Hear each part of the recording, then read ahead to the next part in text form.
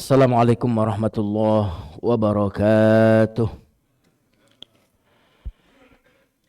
Alhamdulillah alladzi ja'ala al-laila wan nahara khilfah liman arada an yadhakkara aw arada syukura. Allahumma salli ala sayyidina Muhammadin sallallahu alaihi wasallam wa ala alihi wa ashabihi wa man sara ala nahjihi bi ihsanin ila yaumiddin, amma ba'd. Kaum muslimin dan muslimat jamaah salat subuh azakumullah, kita awali kajian pagi hari ini dengan doa terlebih dahulu. Mari tengahkan tangan semuanya.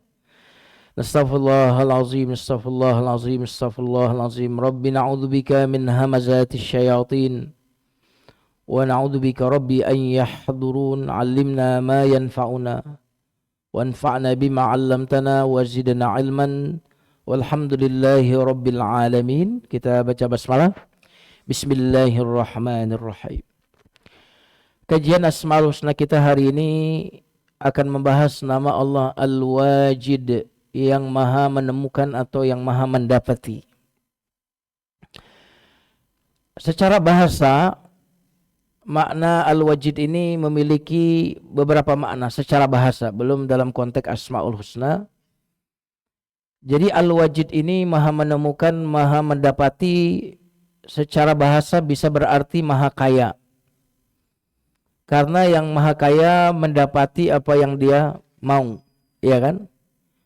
Karena yang maha kaya menemukan apa yang dia inginkan. Nah, makanya kalau jadi orang kaya mendapati apa yang dia inginkan, bener nggak? Mau pohon sawit bisa, kan?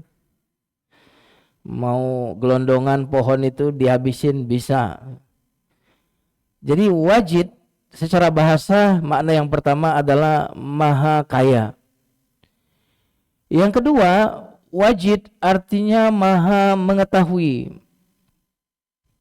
Karena orang yang mengetahui mendapatkan pengetahuan, dia kan?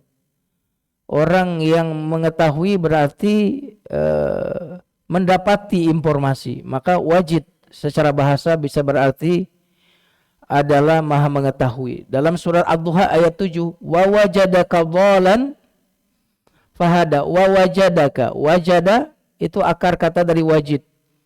Wa wajadaka, dan Allah mengetahui engkau dhalan dalam keadaan bingung, fahada, maka Allah memberikan wahyu atau hidayah. Wa wajadaka ailan, Allah mengetahui engkau fakir. Nah, jadi wajada nanti kata sifatnya wajid, itu arti bahasanya yang kedua adalah maha mengetahui. Yang ketiga, masih dalam makna bahasa, wajid artinya perasaan yang ditemukan, keadaan hati yang dirasakan. Ya, jadi saya menemukan perasaan apa? Marah, cinta, kesel.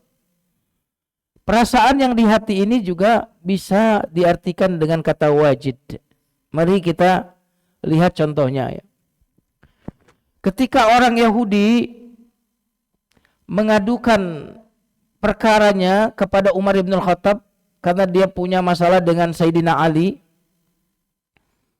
maka dia melapor kepada Sayyidina Umar. Dalam pengadilan itu Umar bin Khattab berkata kepada Ali. Jadi Yahudi dan Nasrani ini sedang punya konflik. Maksud saya Yahudi dengan Sayyidina Ali sedang punya konflik. Lalu didatangkan di pengadilan. Nah, Umarlah yang mengadilinya. Di pengadilan itu tiba-tiba Umar radhiyallahu anhu berkata kepada Sayyidina Ali, "Ya Abul Hasan." Wahai ayahnya Hasan, karena anaknya Sayyidina Ali adalah Hasan. Lalu dipanggil Hasan. Kum faqib ila janbir rajul. Bangun kau, berdirilah di sebelahnya laki-laki Yahudi ini. Maksudnya agar setara, ya. Enggak ada yang dizalimi. Falamma hakama bainahuma, ketika Sayyidina Umar memberikan keputusan hukum, Sayyidina Umar melihat ada perubahan wajah dari Sayyidina Ali. Perajaan wajah marah, ya. Lalu Sayyidina Umar berkata kepada Ali, "Ya Abul Hasan, awajadta alayya?" Awajadta dari kata wajid. Apakah engkau marah kepadaku? Dengan menggunakan kata wajid, awajadta, wajid. Apakah kau wajid, ada wajid di hatimu, ada marah, perasaan marah kepadaku? Lalu Sayyidina Ali berkata, "Naam." Kenapa wahai Ali? Lalu Sayyidina Ali menjawab, "Mengapa engkau panggil aku dengan Abul Hasan di pengadilan ini? Mengapa engkau tidak memanggil aku dengan namaku? Ya Ali, sungguh engkau telah melebihkan aku daripada orang Yahudi ini, dan ini tidak adil. Mestinya engkau manggil aku dengan nama. Karena panggil Abul Hasan, ayahnya Hasan, ini penghormatan. Berarti engkau tidak adil, wahai Umar." Nah ini, dan dia menggunakan kata awajadta. Apakah engkau di hatimu ada wajid. Nah ini artinya perasaan yang ada di hati, perasaan suka, perasaan marah, atau perasaan yang lainnya. Nah jemaah sekalian yang dimuliakan Allah Subhanahu wa taala, al-wajid itulah 3 makna dari al-wajid. Maha, bukan konteks Asmaul Husna, tapi secara bahasa dulu. Kaya, maha mengetahui. Kemudian perasaan yang ditemukan di dalam hati, baik itu perasaan cinta maupun benci. Baik, sekarang kita masuk kepada wajid dalam konteks Asmaul Husna.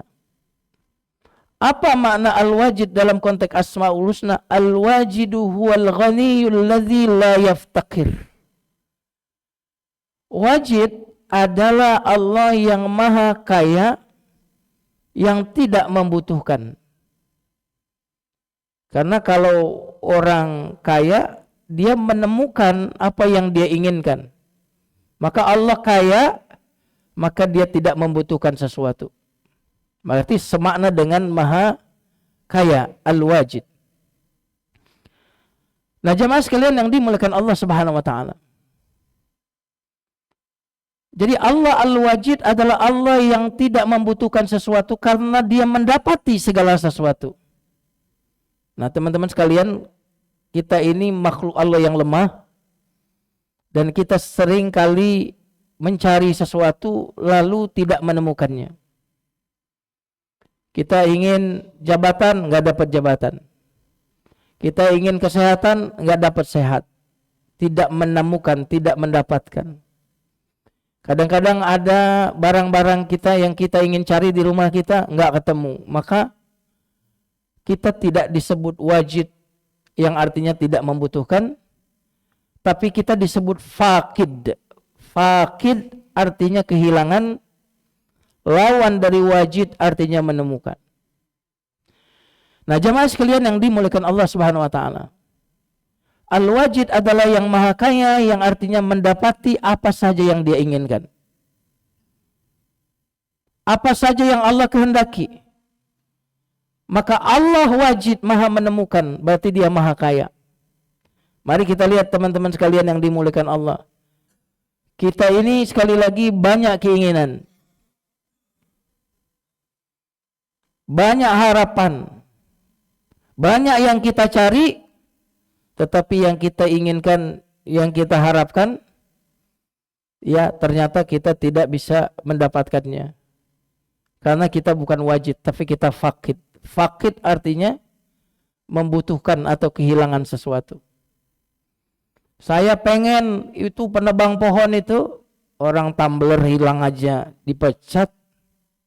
Tumbler hilang di kereta api, dipecat.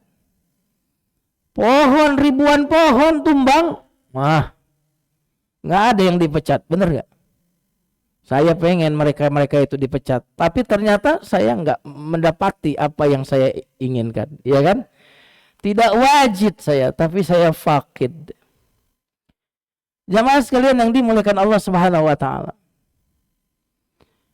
Nah, kenapa sih kita ini faqid? Kalau lawan wajid, faqid. Wajid mendapati apa yang diinginkan. Faqid tidak mendapati apa yang diinginkan. Nah jamaah sekalian yang dimuliakan Allah, karena memang manusia itu diciptakan khuliqal insanu dha'ifa. Manusia itu diciptakan dalam keadaan dhaifan, lemah. Dan makanya siapapun yang menyadari dirinya lemah, yang pertama dia nggak akan sombong. Jadi kita ini diciptakan lemah, yang pertama kita nggak sombong. Yang kedua, kalau kita menyadari diri kita lemah, maka kita sadar bahwa kita ini membutuhkan tempat bersandar, membutuhkan tempat bergantung. Nah, karena fitrah kita ini lemah, makanya sifat bergantung ini nggak akan pernah lepas dari kita. Cuma pilihannya ada dua, kita bergantung kepada Allah atau bergantung kepada selain Allah. Nah, teman-teman sekalian, gimana nggak lemah? Jadi baru dengar pengajian aja berapa menit udah ngantuk. Betapa lemahnya kita ini. Ya, kena kipas angin sedikit sudah. Jadi kita ini, tapi alhamdulillah, kelemahan itu justru kekuatan kita. Seandainya kita tidak lemah, kita tidak membutuhkan Tuhan loh. Makanya kadang-kadang orang-orang yang memiliki segalanya, mereka kemudian terkena ilusi kemandirian. Kalla innal insana la yatgha ar-ra'ahu istaghna. Sungguh manusia itu melampaui batas sewenang-wenang kapan? Ketika dia merasa dirinya berkecukupan. Dia melihatnya berkecukupan, maka dia akan melampaui batas-batas. Nah, jamaah sekalian yang dimuliakan Allah. Makanya orang-orang yang sombong adalah orang yang melihat dirinya lebih dari dirinya yang sesungguhnya. Saya ulang lagi ya. Kita ini jamaah sekalian seringkali melihat sesuatu itu tidak dengan nilai yang sesuatu yang sebenarnya. Saya ulang lagi ya. Kita itu ada dua kemungkinan. Ya over value, ya under value. Tapi jarang kita right value gitu. Itu kita tuh. Bener gak? Kita menilai sesuatu itu cuma dua ekstrim aja. Kadang-kadang berlebihan menilai sesuatu, atau terlalu rendah dalam menilai sesuatu. Jarang kita kemudian menilai sesuatu itu dengan nilai yang sesungguhnya. Termasuk terhadap diri kita. Terhadap diri kita kadang-kadang kita lebih banyak over value. Apalagi kalau sudah punya kekayaan, sudah punya jabatan, seringkali kita menilai diri kita tidak sesuai dengan diri kita yang sesungguhnya, bahwa kita ini adalah makhluk yang lemah. Betul nggak? Halo? Makhluk yang lemah. Kemana-mana aja butuh dibopong kok. Gimana nggak lemah? Coba. Termasuk ketika kita menilai dunia ini kita nilai dengan sesuatu yang lebih dari dunia yang sesungguhnya. Sehingga saat kehilangan, sakitnya tuh di hati. Bener gak? Halo? Coba kalau Al-Quran atau hadis Nabi menilai dunia, andaikan dunia itu senilai dengan sehelai sayap nyamuk, niscaya orang kafir itu tidak akan diberikan seteguk air minum pun. Jadi dalam hadis bahwa dunia ini tidak setara dengan salah satu sayap nyamuk. Kira-kira kalau antum kehilangan salah satu sayap nyamuk, kira-kira stres enggak? Stres enggak? Sedih enggak? Enggak. Kenapa? Karena enggak ada harganya. Berarti kalau kehilangan motor, mobil, stres enggak kita? Nah, itu berarti kan kita sebenarnya memberikan nilai terhadap sesuatu dengan nilai yang lebih dari semestinya. Maka Al-Quran memberikan kepada kita guidance tentang, oh ini nilainya seperti apa, ini nilainya seperti apa. Karena kita itu hanya akan bersedih kalau kita kehilangan sesuatu yang kita anggap bernilai. Sesuatu yang tidak ada nilainya hilang, nggak akan sedih kita. Berarti kalau semalam kita nggak tahajud, tidak bersedih, berarti tahajud itu di mata kita nggak ada nilainya. Nyambung ya? Orang-orang yang tidak salat subuh berjamaah, bagi mereka nggak bersedih. Kenapa? Nggak ada nilainya tuh salat subuh berjamaah. Tapi kalau sesuatu itu bernilai, tinggi nilainya, maka ketika kita kehilangan, kita akan bersedih. Seorang sahabat sedih hati. Kenapa kau sedih? Saya tertimpa musibah. Musibah apa? Apakah ayah ibu meninggal? Enggak. Lebih berat daripada itu. Apakah anakmu meninggal? Tidak. Lebih berat daripada itu. Apa? Aku ketiduran, kemudian tidak membaca zikir di waktu yang seharusnya saya berzikir itu.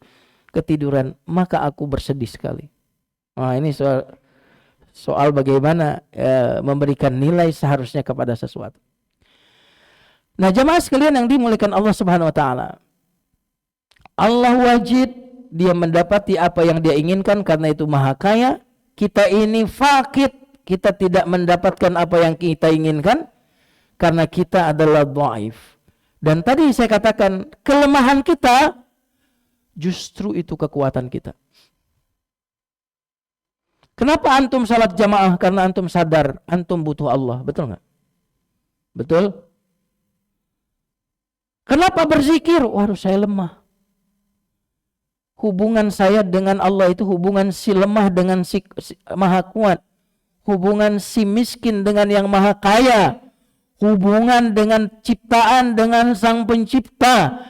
Hubungan dari yang dilindungi dengan yang maha melindungi. Maka ketika kita sadar akan diri kita fakir, kita tidak mendapatkan apa yang kita mau karena kita lemah, maka kita akan bersandar kepada wajid yang dia mendapati dan menemukan apapun yang dia mau. Jamaah sekalian yang dimuliakan Allah Subhanahu wa taala, maka al-wajid adalah yang mendapati apa yang dia inginkan. Al-wajid, dia yang maha mendapati seluruh sifat-sifat Tuhan dan seluruh kesempurnaan Tuhan dia temukan pada dirinya. Yang namanya Tuhan itu kan harus maha tahu ya. Allah menemukan dirinya maha tahu. Yang namanya Tuhan itu maha kuasa. Maka Allah mendapati kekuasaan itu. Maka seluruh sifat-sifat sempurna, sifat-sifat ketuhanan, maka Allah dapati, Allah temukan ada pada dirinya. Baik jemaah sekalian yang dimuliakan Allah Subhanahu wa taala. Al-wajid maha kaya, lawannya al-faqid berarti kehilangan, tidak mendapatkan. Nah, jemaah sekalian yang dimuliakan Allah. Karena semua kita ini adalah faqid. Kita ini membutuhkan. Kita ini kekurangan, tidak mendapatkan apa yang kita mau. Kapan kita menjadi kuat? Jawabannya ketika kita bersandar kepada yang maha wajid. Kepada yang maha kuat. Dalam kehidupan dunia coba lihat. Semua orang ingin nempel kepada yang kuat-kuat. Benar nggak? Menjilat-jilat kepada yang kuat-kuat. Bagaimana lampu? Oh, sudah 99% Pak hidup. Benar nggak? Halo? Demi menjilat sang penguasa. Gimana lagi? Jembatan gimana? Oh, sudah sekian persen. Aman. Jamaah sekalian, dalam Islam, musibah saudara kita itu bukan cuma sekedar musibah lokal, tapi musibah internasional. Kenapa? Kita ini satu tubuh. Perumpamaan orang beriman dalam cinta dan kasih sayangnya seperti satu tubuh. Kalau satu lain sakit, sakit. Jadi Aceh, Medan, Padang itu adalah tubuh Indonesia bukan? Halo? Berarti mestinya yang merasakan sakit apa? Aceh dan Padang serta Medan saja atau Indonesia? Kalau begitu mestinya musibah Aceh, musibah Sumatera, musibah Medan atau musibah Indonesia? Kadang-kadang saya enggak pakai otak sederhana saja. Bahkan kalau kita ada saudara kita di Palestina, jauh di sana, itu rumah musibah saya itu. Di Sudan ada musibah di situ, itu musibah saya. Bahkan dalam surat Ar-Rum itu, ketika Romawi kalah melawan Persia, disebutkan ghulibatir Rum. Romawi kalah melawan Persia. Wa hum min ba'di ghalabihim sayaglibun. Tapi setelah beberapa tahun kemudian itu Romawi akan mengalahkan Persia. Wa yauma idzin, dan ketika nanti Romawi mengalahkan Persia, yafrahul mu'minun, orang-orang yang beriman di Madinah itu akan bahagia. Perang terjadi di luar Makkah dan Madinah. Romawi, Persia, perang.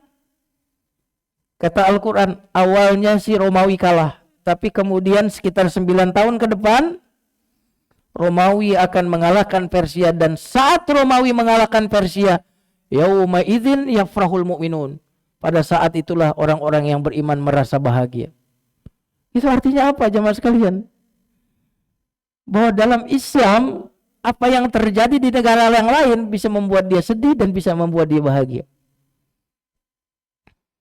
Kenapa kok kalau Romawi menang mengalahkan Persia bahagia, tapi kalau Persia yang menang mengalahkan Romawi sedih?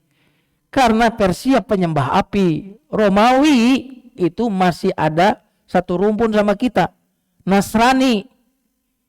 Artinya dia saudara yang lebih dekat.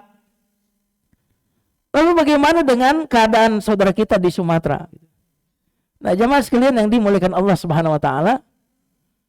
Jadi saya kembali lagi kepada tadi bahwa kita ini butuh fakid. Allah wajid, dia tidak membutuhkan karena dia mendapati apa yang diinginkan. Kesadaran ini jemaah sekalian membuat kita kemudian mendekat kepada yang maha wajid itu. Dan saat itulah kita kemudian akan menjadi kuat. Dalam sebuah kata bijak begini, jika engkau ingin menjadi orang yang paling mulia, maka hendaklah engkau menjadi orang yang bertakwa. Apabila engkau ingin menjadi yang terkuat, maka hendaklah engkau bertawakal kepada Allah.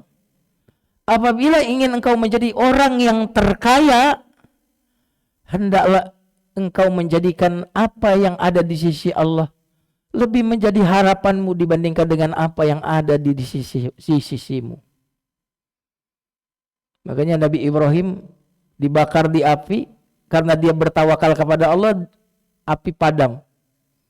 Hasbiyallahu wa ni'mal wakil. Betul ya? Laut kemudian dibelah oleh Nabi Musa dengan tawakal. Bersamaku Tuhanku akan memberikan jalan. Itu kata Nabi Musa. Jadi tawakal itu membuat seseorang menjadi yang terkuat. Karena dia bergantung kepada yang maha wajid, yang maha kaya.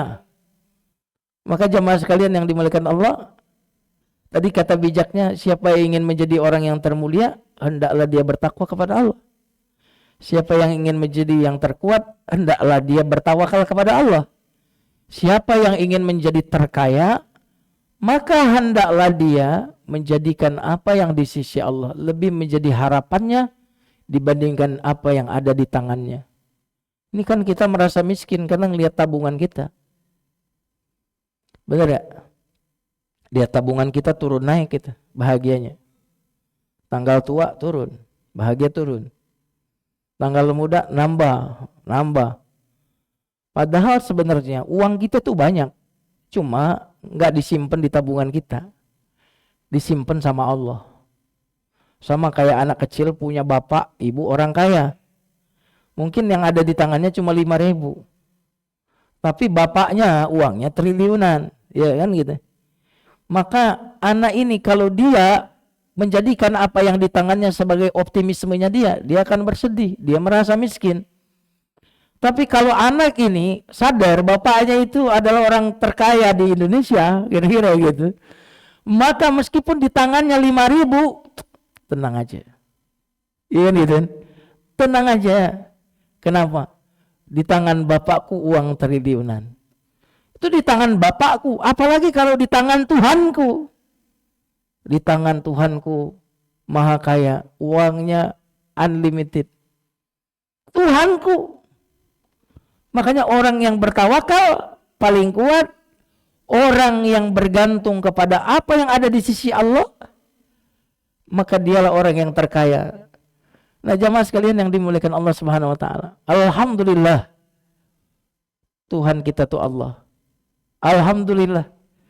Jadi sampai kapanpun kita tidak khawatir kehilangan tempat bersandar. Benar nggak? Halo?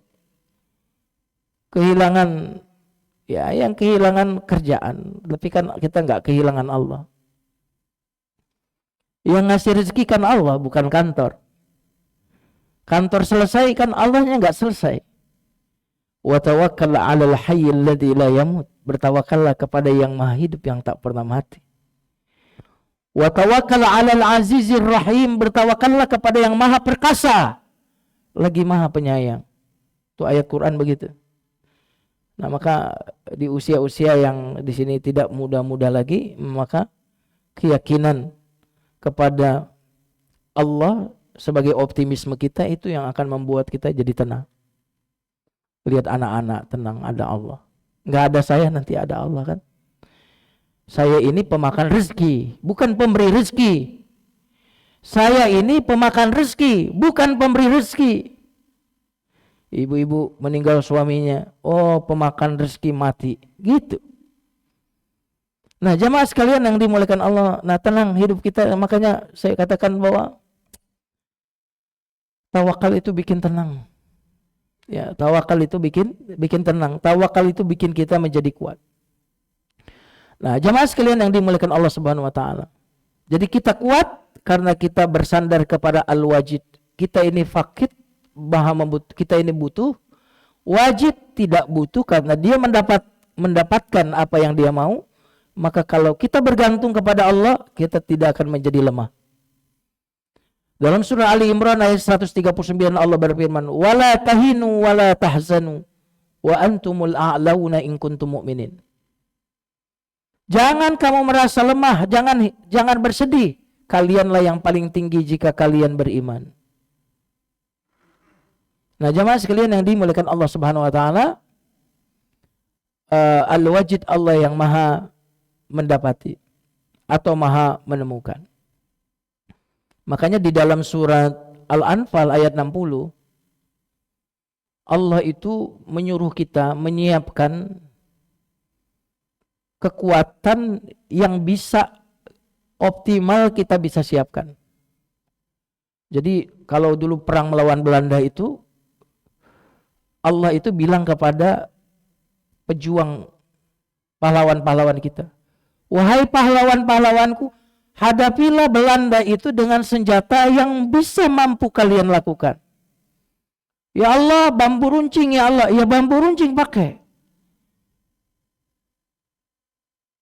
Allah nggak bilang siapkanlah untuk melawan Belanda itu dengan tanks yang sama, meriam yang sama. Nggak begitu. Kalau begitu nanti kapan kita kemudian berani jihad? Betul nggak? Karena perintahnya apa? Kamu hadapin dia kalau kekuatan kamu seimbang atau lebih dari dia. Tapi Al-Quran surat Al-Anfal ayat 60 nggak begitu bunyinya. Wa'iddu lahum mastata'tum min quwwah wa min ribatil khayli. Siapkanlah untuk menghadapi musuhmu itu segenap kekuatan yang paling maksimal kalian bisa lakukan. Begitu bunyi ayatnya. Kalau nunggu Indonesia saat itu punya meriam dulu, punya kapal, enggak merdeka-merdeka kita. Tunggu dulu Gaza, Palestina, enggak usah lawan Israel. Kuat dulu yang enggak ada jihad nanti. Gimana kita ini secara persenjataan kura-kura mau melawan? Pasti lama. Keburu kiamat. Benar enggak jemaah sekalian? Seolah Allah ingin mengatakan, wahai orang yang beriman, kamu siapkan yang kamu mampu, sisanya biar aku yang menyempurnakan. Kamu kan nggak mendapati senjata yang kamu mau yang kuat kan? Kamu lakukan saja apa yang kamu, yang sisanya aku wajid, aku mendapati yang ku mau. Aku yang menyempurnakan. Subhanallah. Itu dalam konsep Islam seperti itu. Nah, jamaah sekalian yang dimuliakan Allah Subhanahu wa taala, Al-Wajid artinya maha mendapati, artinya maha tidak membutuhkan. Maha kaya. Nah, yang menarik, kata wajid ini digunakan oleh para sufi bukan suka film. Ya, Sufi ini dari kata sub. Sub itu lembut, sub itu sofa, artinya jernih, bening hatinya. Jadi kalau bahasa Al-Quran yang mau kita pakai itu adalah orang tasawuf itu orang yang akhlaknya paling baik. Itu sebenarnya.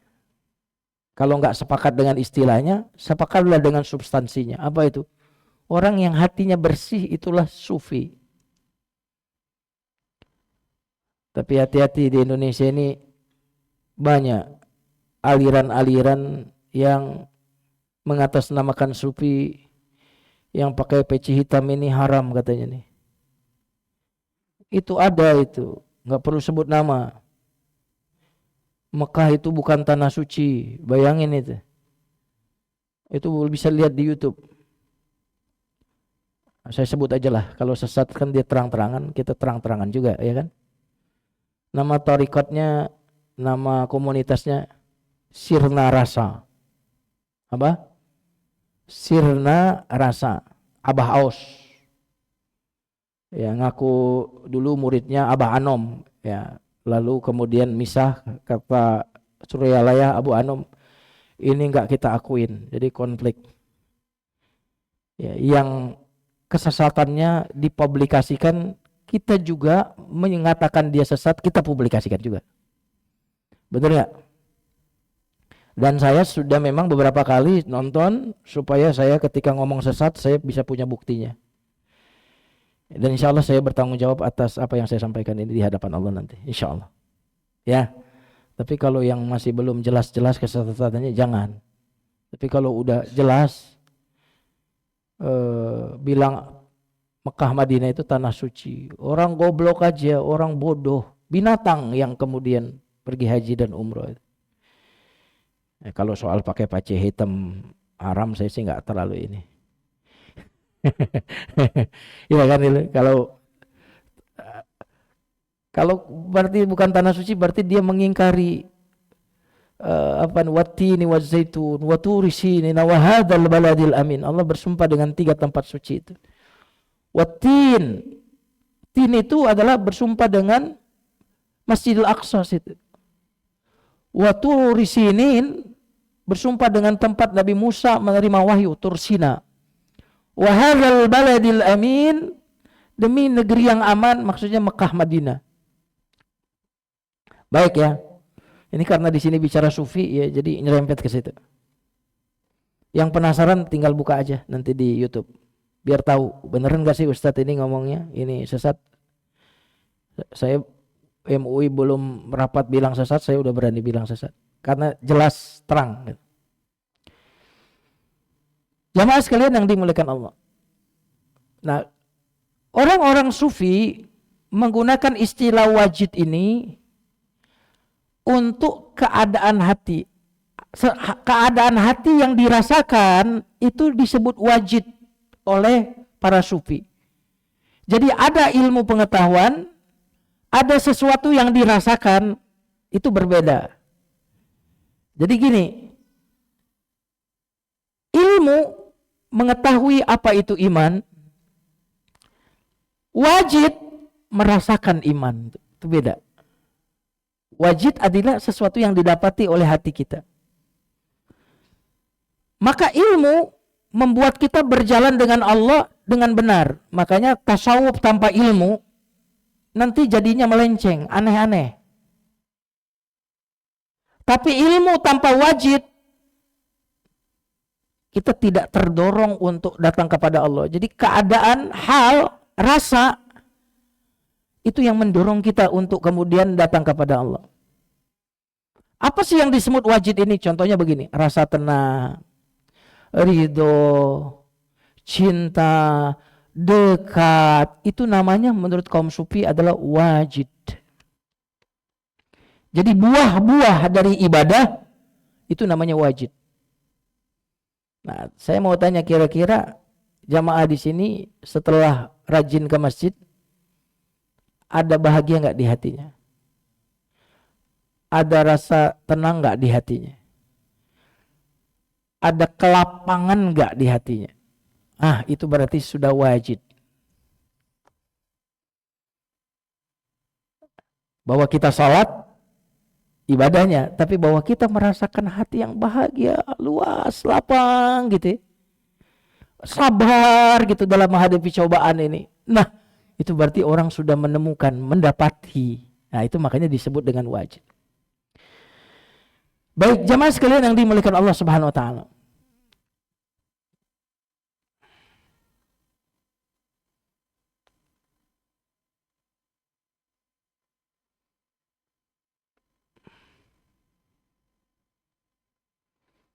Al-wajid adalah yang maha mendapati, artinya yang maha kaya tadi.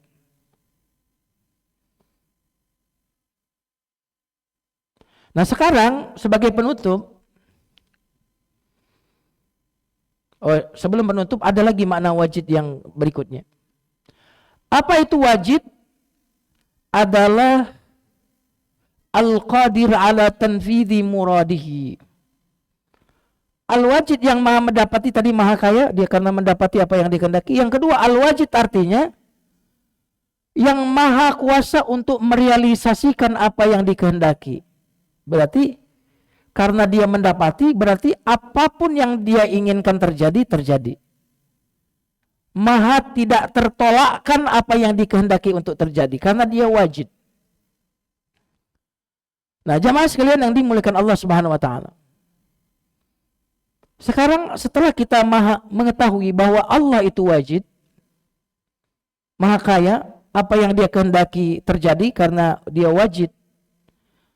Maka agar kita bisa menauladani nama Allah Al-Wajid ini, hendaklah kita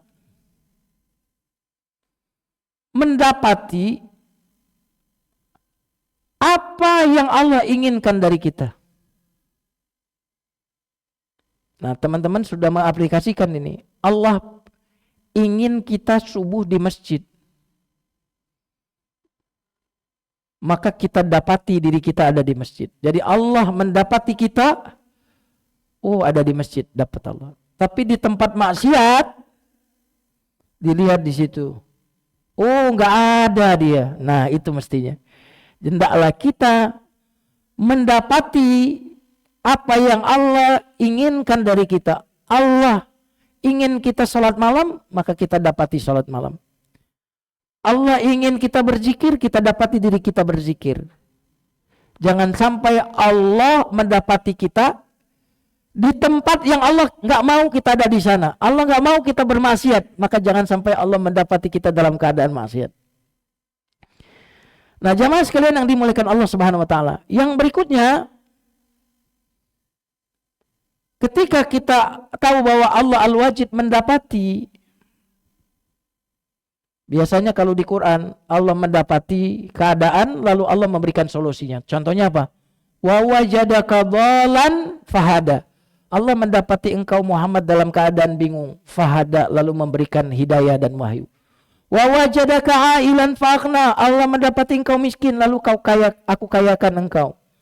Jadi ketika Allah mendapati keadaan lalu Allah segera melakukan tindakan untuk kemudian memberikan solusi kepada keadaan yang didapati tadi. Nah, berarti kalau kita ingin menauladani Al-Wajid, yang pertama tadi apa? Hendaklah kita mendapati diri kita ada selalu dalam apa yang diinginkan oleh Allah. Jadi bahasanya itu begini, kita senantiasa berada di lingkaran kebaikan. Nah, itu maksud yang pertama tadi. Karena gini loh, ada 3 yang membuat orang bahagia secara cepat. Yang pertama adalah kemampuan mengendalikan pikiran. Kenapa jemaah sekalian? Karena mayoritas pikiran kita ini yang masuk, itu 80% yang masuk ke pikiran kita itu negatif. Dan pikiran negatif itu datang tanpa kita sadari. Yang namanya virus negatif kan nggak kita sadari. Nah, maka untuk bahagia adalah bagaimana kita mengendalikan pikiran. Gini loh, ada yang masuk ke tubuh kita, makanan fisik, kan kita pilih-pilih, jangan sampai yang bikin kita sakit kan gitu. Ada yang masuk makanan pikiran, jangan sampai yang masuk ke otak kita itu sesuatu yang akan membuat pikiran kita berpenyakit. Itu yang pertama, mengendalikan pikiran. Yang kedua, supaya bahagia adalah hendaklah kita senantiasa body, mind, and soul itu berada di tempat yang sedang kita berada. Yang membuat orang tidak bahagia, dia hidup di masa depan sehingga takut, atau hidup di masa lalu dia menyesal. Kalau dia hidup di masa sekarang, insya Allah semua orang tidak akan takut dan tidak akan menyesal serta bersedih. Nah, yang ketiga ini yang ada kaitannya dengan kita. Apa itu? Senantiasa Allah mendapatimu dalam lingkaran kebaikan. Jangan lakukan sesuatu yang dimurkai oleh Allah, nggak akan bahagia kamu. Nah, itu yang ketiga. Yang terakhir jamaah sekalian, hendaklah kita ketika mendapati keadaan orang lain, ya, kita dapat kalau kita mendapati ada orang-orang yang membutuhkan, ada orang-orang yang tertimpa musibah, seperti saudara-saudara kita di Aceh, di Medan, di Padang, maka sebagaimana Allah mendapati yang miskin, Allah kayakan, Allah mendapati ada orang yang bingung, Allah berikan hidayah. Maka ketika kita mendapati ada orang lain yang dalam keadaan musibah, dalam keadaan butuh, maka menauladani al-wajid, kita melakukan tindakan-tindakan untuk menolong saudara-saudara kita. Ini di sosmed kalah viral ya sekarang ini, kasus peristiwa musibah di Aceh, di Medan itu kalah viral sama kasus Ridwan Kamil. Bayangin itu, receh banget kan? Apa hubungannya, kita nggak tahu juga, nggak masalah yang begitu-gitu kan? Tapi di sosmed, kalau kita buka sosmed, kalah rating ini. Bayangkan itu, musibah sebesar itu kalah rating.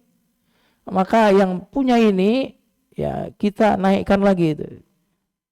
Bagian dari kepedulian kita. Kalau kita nggak bisa kasih uang, viralkan lagi supaya semangat untuk peduli itu, bahwa pemerintah masih fokus untuk kemudian menangani itu tetap terjaga, ya. Karena kalau tertutupi oleh sebuah kasus, apalagi kasusnya receh-receh begini, kasihan sekali saudara-saudara kita yang kalau nggak salah hari ini kemarin masih terjadi banjir susulan di beberapa tempat. Wallahu a'lam bishawab, ini yang bisa disampaikan. Silakan jamaah sekalian kalau ada yang ingin bertanya.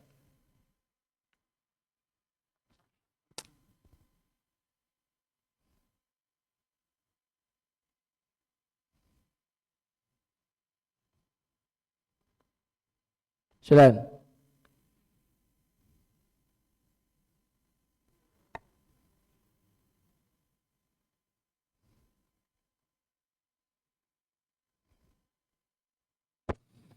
Assalamualaikum Ustaz. Waalaikumsalam warahmatullahi wabarakatuh. Tadi kan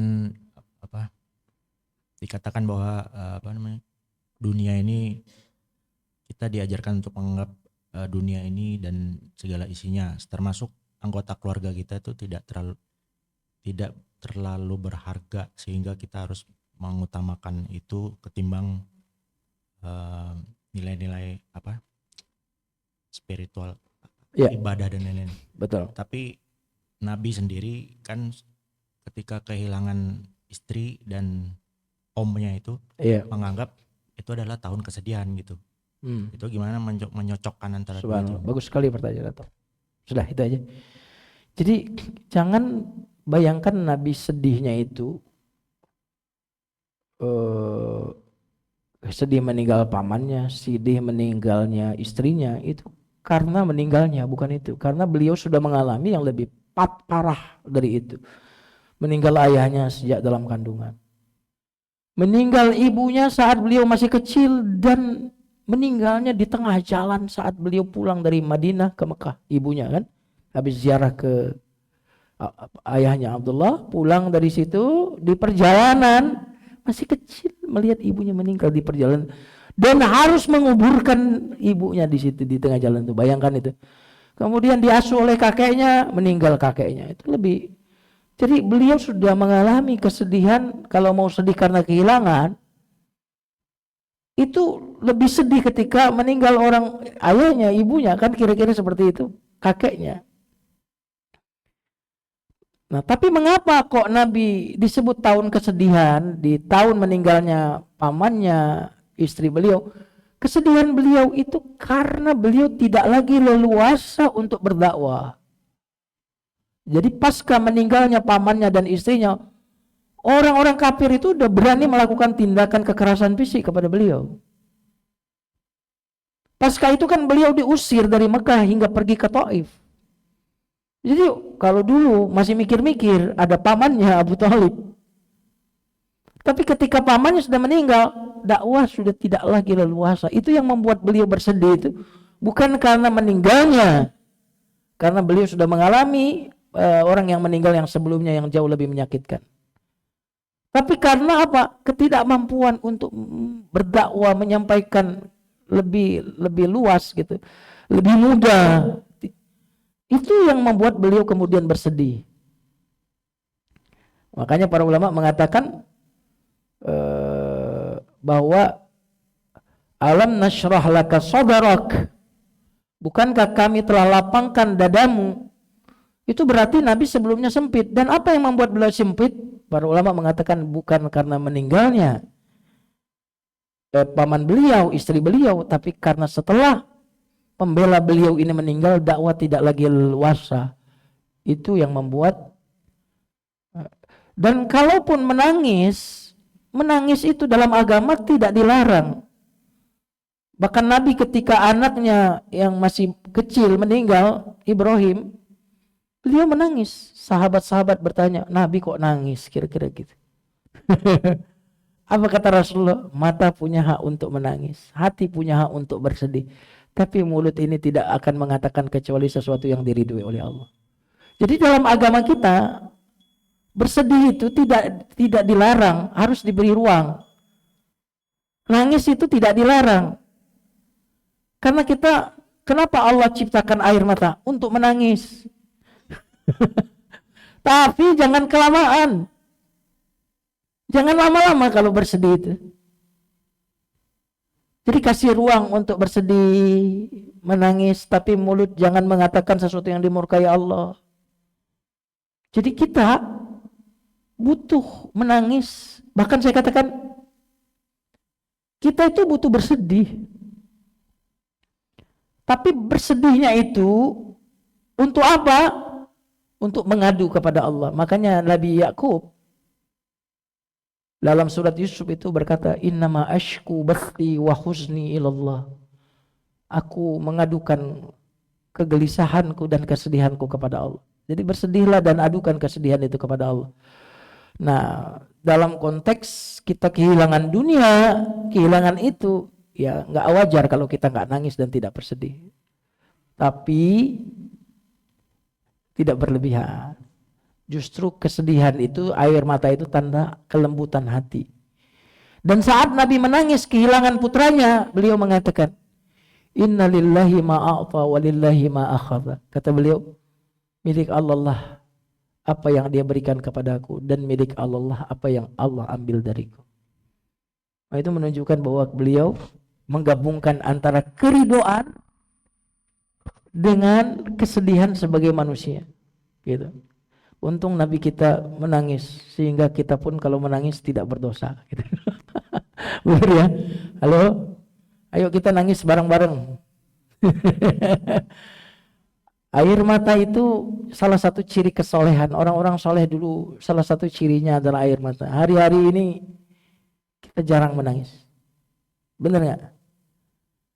Kita senantiasa tertawa. Padahal salah satu ciri orang soleh itu adalah air mata.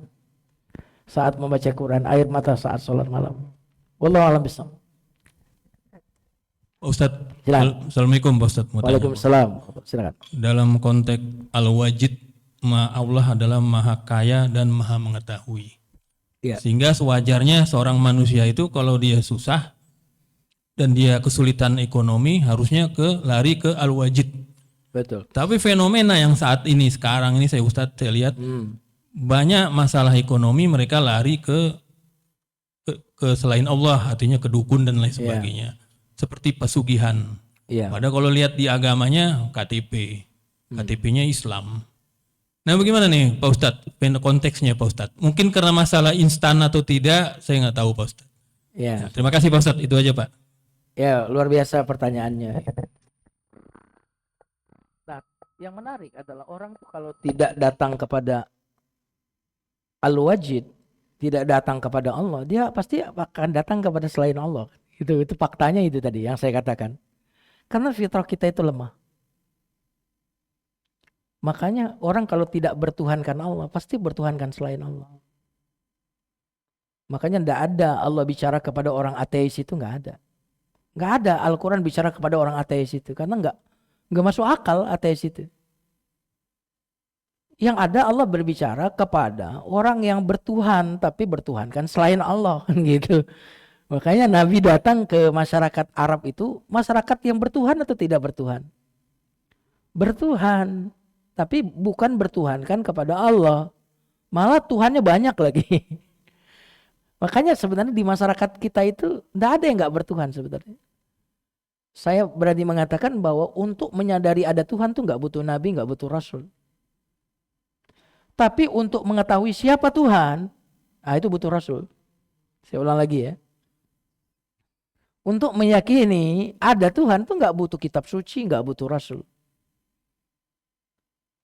Karena kesadaran manusia itu lemah, dia akan bersandar kepada yang dia anggap kuat. Makanya di tempat-tempat yang primitif pun mereka bertuhan, tapi Tuhannya mungkin batu, Tuhannya mungkin pohon. Tanpa diutus Rasul mereka merasakan ada Tuhan itu. Tapi siapa Tuhan? Bagaimana sifat Tuhan? Apa yang diinginkan Tuhan? Itu butuh Rasul. Makanya diutus Nabi Muhammad untuk menjelaskan Qul huwallahu ahad. Allah itu Maha Esa. Gitu kan? Kalau enggak Esa bukan Tuhan. Tuhan dua. Wah, berantem dong. Sama-sama kalah. Dua-duanya bukan Tuhan. Sama-sama menang. Ya bukan Tuhan juga. Yang namanya Tuhan harus mengalahkan yang lain kan? Benar enggak? Berarti tinggal satu kemungkinan.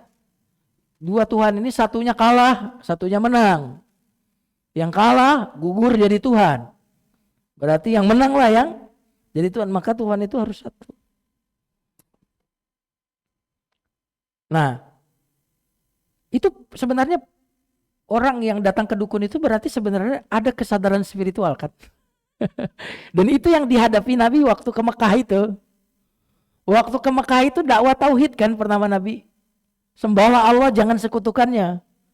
Itu kan dakwanya tauhid itu. Nah, itu berat karena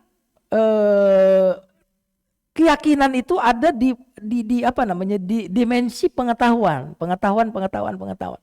Kalau model-model kita ini kan sebenarnya melencengnya gara-gara syahwat, bukan gara-gara pengetahuan gitu. Kok selingkuh? Nah, itu bukan karena tidak tahu selingkuh itu haram, tapi karena syahwat, hawa nafsu. Nah, maka dakwah tauhid, maka kemungkinannya ada apa itu? Kemungkinan mereka rancau soal tauhid itu. Maka kita harus apa namanya? Gencar mendakwakan tauhid itu dan bahaya syirik. Bahaya syirik. Karena dalam hadis disebutkan dan dalam Al-Qur'an disebutkan bahwa Allah mengampuni dosa tapi tidak mengampuni dosa syirik. Dan syirik itu neraka pun enggak bisa bersihin orang syirik. Nah, kenapa fenomena itu? Ya, pertama fenomena lemahnya iman yang itu pertama. Yang kedua kebodohan. Karena kalau orang dukun bisa kaya, ngapain ngayain orang lain? Ngayakin keluarganya aja. Bener nggak? Halo? Ngapain saya ngajak orang lain kaya? Kan keluarga saya banyak. Ada adik saya, ada kakak saya, bener nggak? Ada bibi saya, paman saya, ngapain? Jadi makanya orang cerdas intelektual belum tentu cerdas spiritual. Coba lihat di negara-negara maju Jepang misalkan. Cerdas intelektualnya tapi spiritualnya primitif. Benar nggak? Dan di Indonesia jangankan orang-orang biasa, pejabat-pejabat itu juga main dukun. Apalagi mau menjelang pemilu. Subhanallah. Jadi kesyirikan sangat luar biasa di Indonesia ini. Bahkan mohon maaf, jangan-jangan sebagian jamaah masjid masih melakukan perilaku kesyirikan. Dan mohon maaf, saya alumni pesantren.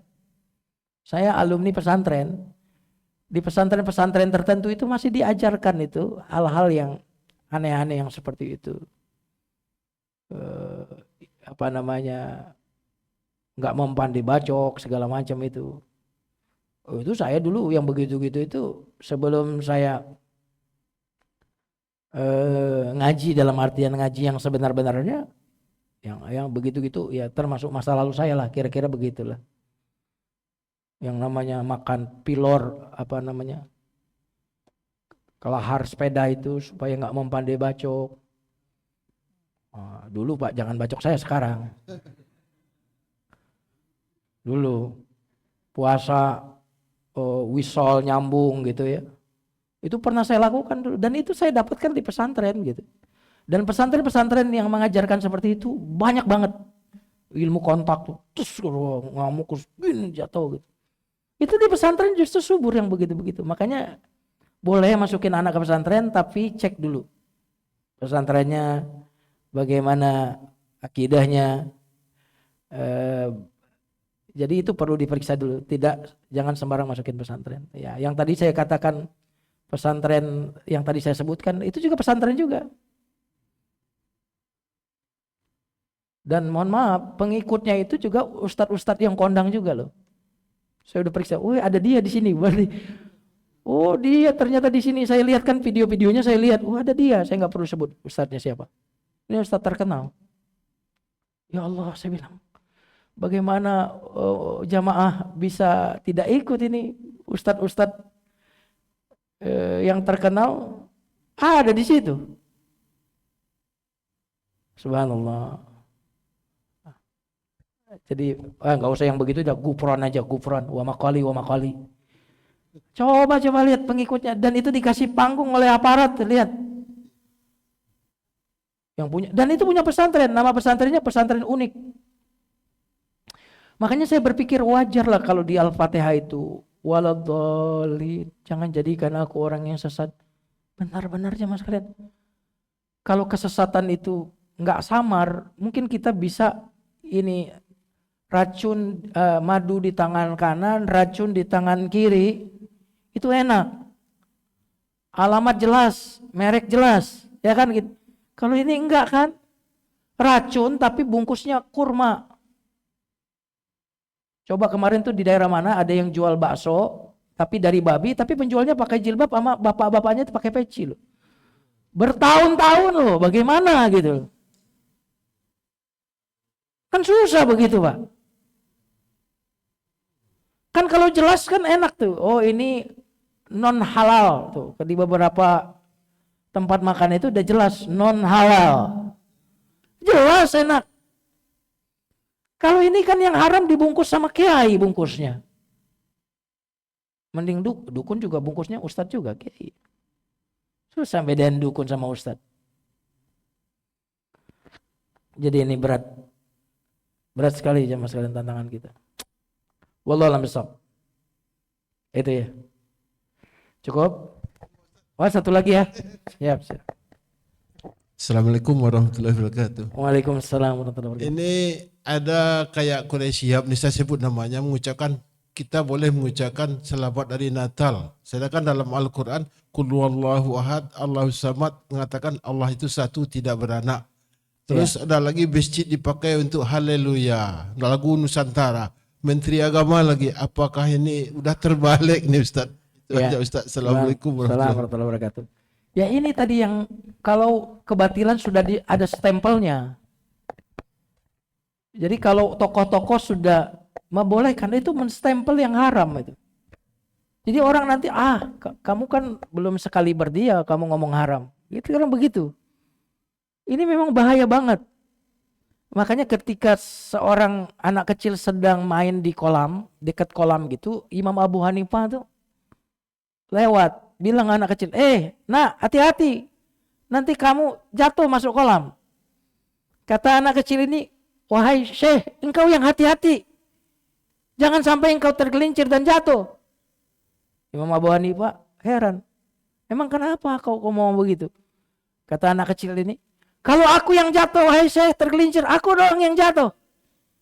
Tapi kalau engkau yang jatuh, umat jatuh. Orang bisa begitu Pak, sudah tahu tapi masih berfatwa begitu. Boleh jadi ini. Kemarin ada salah seorang bukan ustadz bilang begini, ormas fulan ini nggak kuat lihat duit. Kemarin ada tuh di YouTube. Saya nggak perlu sebut ya, ya kan? Ormas ini dan kiai-kiainya, aduh, nggak bisa ngelihat duit, nggak tahan godaan duit. Siapa yang Pak Jarod kalau nggak salah yang ngomong begitu di hadapan ormas tersebut. Dia bilang begitu dan itu orang luar bukan orang Muhammadiyah yang ngomong, bukan orang di luar ormas itu yang ngomong. Dia orang-orang biasa saja, orang profesional. Ini memang ustadz kita ini di kelompok kita ini nggak tahan melihat duit. Artinya kalau orang udah tahu lalu kemudian berbuat yang sedemikian, itu pasti faktor syahwat, hawa nafsu uang, hawa nafsu jabatan, hawa nafsu popularitas. Ya, maka kita tentu kepada ustadz itu ambil yang lurusnya aja. Jangan juga gara-gara tergelincir di situ kita nggak ngambil yang lurusnya dari dia, nggak gitu juga. Yang bengkoknya nggak usah diambil lah. Gitu. Ambil yang bagus-bagusnya. Ngeri memang ya zaman sekalian ya. Itu seperti Ibu Irina Handono yang mu'alaf gitu, terus Kohdondi. Ya, walaupun saya nggak setuju dengan teman-teman Kohdondi itu yang mengatakan gimana 25 Desember itu kita jadikan hari mu'alaf nasional. Itu teman-teman yang mu'alaf center itu begitu ya. Saya juga nggak setuju juga sih. Yang begitu saya nggak setuju mungkin saking semangatnya. Tapi mereka itu kita berbicara karena mereka mantan, mereka bilang ngapain itu mengakui kelahiran Tuhan gitu. Mereka yang sudah memang sebelumnya di agama itu ketika masuk Islam, mereka yang betul-betul itu kalau kita merayakan Natal, mengucapkan Natal, ya berarti kita sebenarnya mendukung kemusyrikan gitu. Tapi jangan juga kita kemudian melarang mereka Natal. Lakum dinukum waliyadin, itu toleransinya begitu. Biarkan mereka melaksanakan agama mereka. Biarkan kami juga melaksanakan agama kami. Nggak boleh saling mengganggu. Jadi sampai kalau mungkin bikin kue Natal, bagaimana hukumnya? Kita bisnis kue nih. Terus diminta untuk bikin kue Natal misalkan. Atau kita dekor misalkan. Dekor. Lalu kita diminta dekor untuk Natal. Bagaimana? Kalau kita ngelihat ulama-ulama 4 mazhab itu ya semuanya keras dalam soal itu. Haram gitu. Nah, enaknya sih kalau menurut saya ikutlah ulama-ulama 4 mazhab itulah. Itu insya Allah udah meninggal dan sudah terbukti meninggalnya insya Allah husnul khotimah. Maka jika ulama yang sekarang kita lihat kok beda pendapatnya dengan ulama-ulama imam mazhab itu, ikuti pendapat imam mazhab itu jauh lebih menyelamatkan kita gitu. Gitu ya. Ngeri ya. Waduh, Natal bersama. Ngeri loh, baru kali ini ada Natal bersama. Itu benar-benar ngeri itu. Ya, dapat stempel. Sama kayak membabat hutan dapat stempel. Iya kan, kalau nggak dapat izin bagaimana itu membabat itu? Jadi tidak berarti kalau dapat stempel itu kemudian kita benarkan. Gitu. Wallah, saya pernah, mohon maaf ya, saya pernah diundang salah satu televisi untuk duet dengan seorang ustadz yang dia bisa memindahkan penyakit ke hewan. Orang ngamuk kemudian diiniin di situ. Saya sebut aja lah ustadznya ya, Ustadz Danu namanya. Saya dikasih slot, Ustadz mau berapa kali sama beliau? Saya bilang enggak. Kenapa Ustadz? Saya enggak siap lah kalau duet sama beliau. Saya bilang gitu aja. Kenapa? Karena kalau saya ada di situ, saya jadi stempel. Kan gitu kan? Jadi saya jadi laundry. Nah jadi makanya kalau kaos popularitas akhirnya apa? Wah ya nggak apa-apa, yang penting saya tampil di TV. Kan peluang itu, tampil di TV. Rating jadi naik kan? Tapi apa jadinya? Oh Ustadz Fulan ternyata ikut di acara itu, berarti ini Ustadz Fulan ini berarti Ustadz yang lurus. Buktinya ada Ustadz Anu, ada Ustadz Anu, Ustadz Anu. Nah begitu yang saya bilang tadi, jadi sesat itu kemudian merekrut ustadz-ustadz, tokoh-tokoh yang kemudian dia menjadi semacam stempel gitu. Ngeri kan? Dulu ada ustadz apa namanya? Guntur Bumi. Tahu kan Guntur Bumi? Wah itu banyak tokoh-tokoh yang ada di situ tuh. Aduh ngeri, saya bilang. Makanya zaman sekarang betul-betul kita ngajinya benar-benar harus serius. Karena kesesatan sekarang itu kalau bagi orang-orang yang nggak ngaji kayak samar gitu loh. Tapi bagi orang yang ngaji kan jelas terang benderang gitu. Wallahu a'lam bishawab. Ini yang saya bisa sampaikan. Kita tutup dengan doa kafaratul majlis. Subhanakallahumma bihamdika asyhadu an la ilaha illa anta astaghfiruka wa atubu ilaik. Wassalamualaikum warahmatullahi wabarakatuh.